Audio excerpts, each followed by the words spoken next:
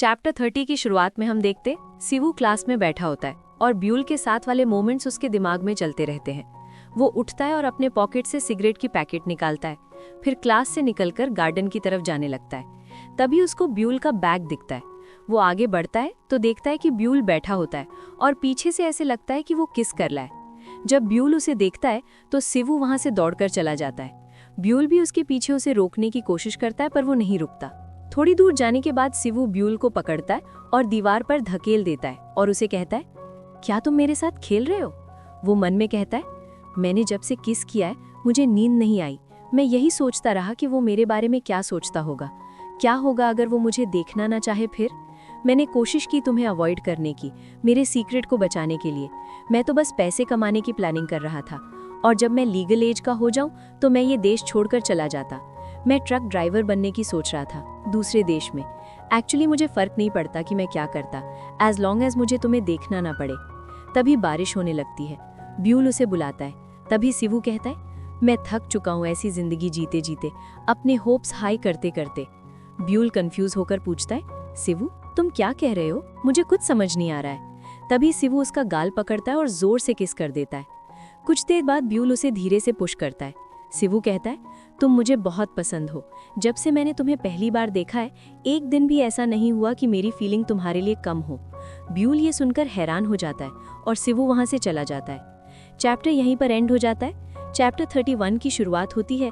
ब्यूल सिवू का कन्फेशन सुनने के बाद क्लास में जाता है। सब उसे देखकर हैरान हो जाते हैं। उसे क्लास में बिठाकर उसके सर को पोंछते हैं और कपड़े चेंज करने को बोलते हैं, लेकिन ब्यूल का दिमाग कहीं और होता है। क्लास के बाद ब्यूल घर आता है। उसे देखते ही उसके डैड कहते हैं, तुम जिम के कपड़े में क्यों हो? वो कहता है, मैं भीग गया था। वो उन्हें अपना यूनिफॉर्म देकर जाने ही वाला होता है। तभी उसके डैड कहते हैं, सर्दी लगने से पहले गर्म पानी से नहा लेना। थोड़ी देर बाद, हे होल्ड ऑन, जो कल लड़का मिला, जा सिवू। ब्यूल सरप्राइज हो जाता है। वो फिर कहते हैं, वो बहुत बड़ा हो गया है, मैं उसे पहचान ही नहीं पाया। वो बचपन में तुम्हारे पीछे पीछे घूमता था। मुझे याद है एक बार तुमने बताया था कि सिवू तुम्हारा फर्स्ट बॉयफ्रेंड है, तो तुम्हारी मॉम और मैं मिलने के लिए, लेकिन तुम नाजुन को लेकर आ गए। तब मुझे पता चला कि तुम कितने पॉपुलर हो। तभी ब्यूल झल्लाकर बोलता है, आप ये सब मुझे अभी क्यों बता रहे हैं? आप बहुत ही अनोइंग हैं। और वो दौड़कर चला जाता है। कुछ देर बाद ब्यूल बाथटब के पास बैठा सोच रहा होता है, मुझे कुछ समझ नहीं आ रहा, लेकिन शायद ये नॉर्मल बात है क्योंकि हम दोनों अल्फा हैं। पहले हम सिर्फ दोस्त थे, उस समय मैं नाजुन और मीरू के ज्यादा करीब था। फिर धीरे धीरे हम अलग हो गए। जब उसने मुझसे दूर रहना शुरू किया तभी मैंने उस पर ध्यान देना शुरू किया। जब मैंने उसे अच्छी तरह जाना तो मुझे समझ आया कि बाहर से वो थोड़ा ठंडा लगता है, लेकिन अंदर से वो बहुत दयालु और समझदार है। लेकिन मुझे नहीं पता चला कि मैंने कब ये चाहना शुरू कर दिया कि वो सिर्फ मेरे साथ ही ऐसा अच्छा बिहेवियर करे।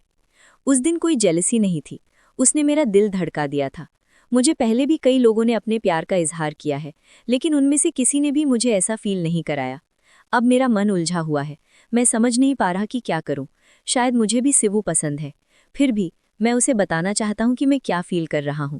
लेकिन अगले दिन सिवू स्कूल नहीं आता। ब्यूल क्लास में बैठा होता है। उसके फ्रेंड्स बोलते हैं, सुना है उसे सर्दी हो गई है, कहते हैं वो बारिश में भीग गया था।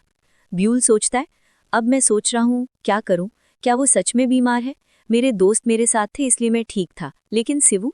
शायद वो सीधा घर चला गया होगा और अकेला होगा। ब्यूल पूछता है, क्या सिवू ने तुम्हें मैसेज किया? मीरू कहता है, नहीं, हमें तो क्लास 5 के किसी बच्चे ने बताया। अब भी कई लड़कियां उसे पसंद करती हैं, लेकिन वो किसी पर ध्यान नहीं देता। ब्यूल पूछता है, क्या तुम लोग अब उससे बात नहीं करते? नाजुन कहता है, नहीं, पहले जैसा कांटेक्ट नहीं है, वो खुद ही हमसे दूर रहने लगा है। हम जबरदस्ती तो कुछ नहीं कर सकते, ये उसका अपना फैसला है। और शायद कहीं ना कहीं मुझे लगता है कि उसकी दूरी की वजह मैं ही हूँ। क्लास के बाद वो फार्मेसी जाता है, कुछ मेडिसिन लेता है और सिवू के रूम पर पहुंच जाता है। डोर के सामने खड़े होकर वो सोचता है, मैं अब और देर नहीं कर सकता। वो काफी समय से इंतजार कर रहा है। मैं भी बहुत दिनों से सिवू के घर नहीं गया। मेरा दिल बहुत तेज धड़क रहा है। शांत हो जाओ, प्लीज शांत हो जाओ। तभी सिवू डोर ओपन करता है। दोनों एक दूसरे को देखते हैं। चैप्टर यहीं पर एंड हो जाता है।